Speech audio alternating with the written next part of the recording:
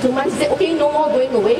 You must go for your chemo. I agreed to that, right? And so I went to Mount Meron Hospital, and I remember in thinking back that when I went in to see the doctor, I asked him, when should I start chemo? And do you know what his answer was? He took me by surprise, and I had to ask him again. I said, what do you say? He said, yesterday. Now, what did he mean? He meant that I actually should have come earlier. I shouldn't have waited for 2 months. But I said, no. I said, yesterday is dead and gone, and we start today. So we started, and chemo, he recommended 6 shots, and it took up 6 months of my life. Now, you all would not believe me, but you know, I actually, whenever I went for chemo, there was only one thing that I looked forward to, and that was you finish with the chemo, get out of MMH and go where? Go and eat Hokkien Mee. So I lived through chemo, rewarding myself with Hokkien Mee after every session. I think that was the only thing I looked forward to, right? And then after chemo, he said, okay, you need to go for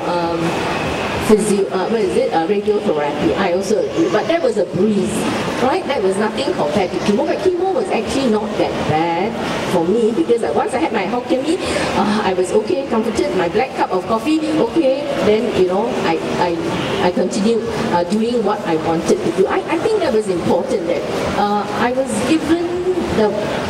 given the choice to do whatever I wanted to do. My husband never stopped me and said, oh, you cannot do that, cannot do this. And my doctors never said, you cannot eat this, you cannot eat that. Eating is very important to me even now, okay? So I was really happy with the fact that I am empowered to do what I'm able to do. And all this knowledge actually comes from being aware about cancer. And I think most, let's say in Malaysia, for example, government is doing actually a very good job. The medical fraternity is also doing a very good job in promoting, you know, in telling us about cancer. Is it, for example, you read the newspapers every Sunday, Fit for Life, you know, there are lots of things about cancer and so on over there, right? And so, okay, let's say all these treatment took up a year of my life. Of course, my hair was gone, okay, and there were times that I didn't actually feel very well, but I was told that if you are tired, you don't feel well, please go to bed. So I just went to bed, right? But I was still doing my part-time teaching, not that not because I felt that it was not a strain on me or anything like that, but it enabled me, it diverted my attention away, right, away from the cancer, right, or you know, or even the question, will I live or will I die? You see, so if I'm with the living, I'm doing things that, you know, every day, then I think I stand a better chance than, you know, wallowing in self-pity, lying in bed, crying away, and all this. But I must say that, okay, that of course, if I'm still standing here today, right, probably it's divine, yeah, it is, I must say it's divine intervention, one. Two is because of the support that I had from, you know, family, friends and all that. I think that is really a tremendous force that can keep you going, right? Because people want you to be well, people pray for you, right, and all this. And I think the other thing is I had very good doctors, I must say that, right? Because they also, I keep on asking questions and they keep on answering.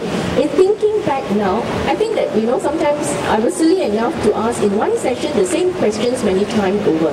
But I think if every doctor could be patient enough, right, to answer, it actually is also empowerment, because I know then what is happening, I know then what are the things I can do, right, and keep on going on, right? And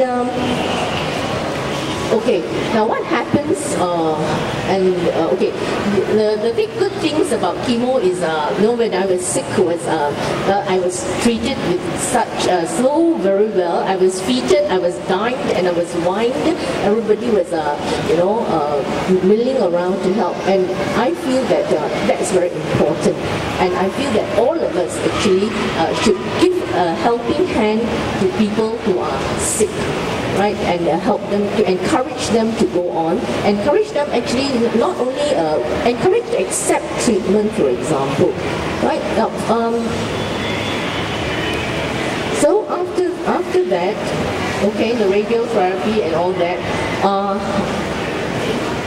I had to let's say.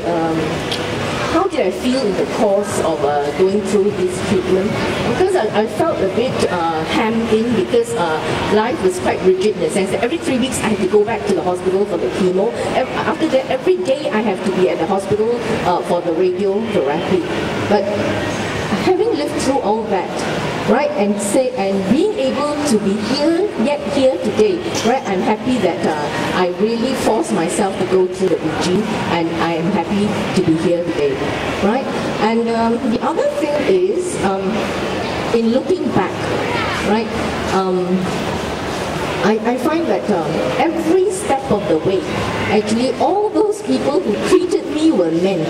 All the all the people who treated me, for example, from the gynae, to the surgeon, to the oncologist, to the other those people who attend the radiotherapy technicians, they were all men. But they were all, what I'm trying to say here is, all men actually play a great part in helping, let's say, women with breast cancer, women, for example, in my case, back to recovery. And all men too, they are husbands, they are fathers, they are sons, and they must be very supportive of their wives or of their daughters or whoever they have. Referred me to ENT specialist. So biopsy was done and found that it's NPC, it's nasopharyngeal carcinoma, 3rd stage. So I was very shocked, and I thought that I was going to follow my sister, because my younger sister died of ovarian cancer 1.5 years ago.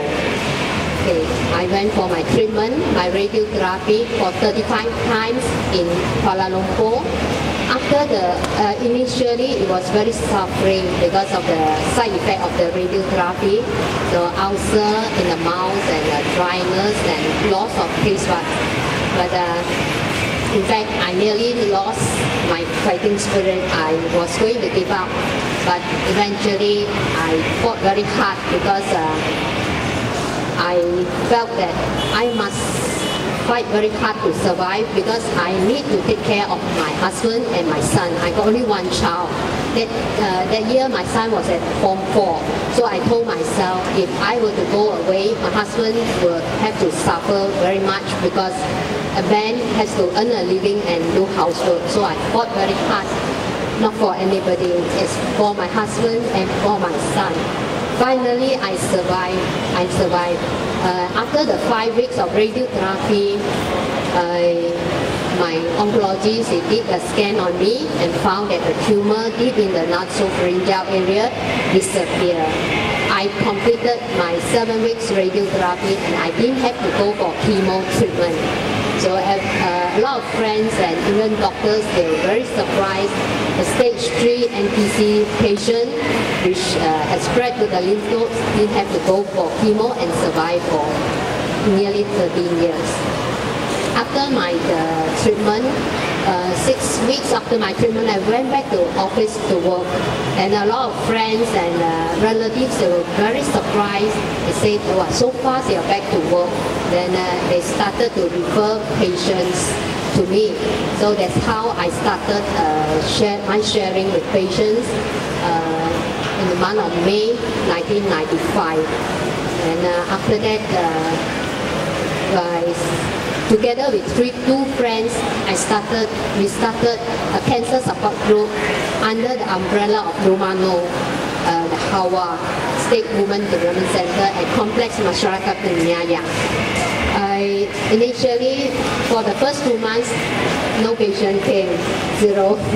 The clerk's father told me, I don't know, you better close shop. He said, nobody will come, but we insisted.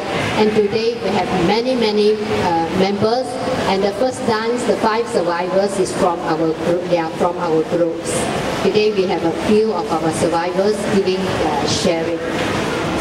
In fact, I'm very happy to be here today to share with everybody that cancer is not a killing disease.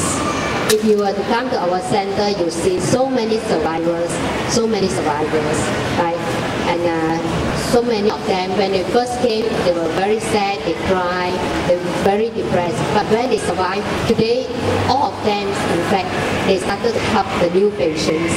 So, I'm not going to take up too much time because after that there are many survivors who give their sharing. Okay, I'm from Among Friends Wellness Center. Our group is called Among Friends Wellness Center.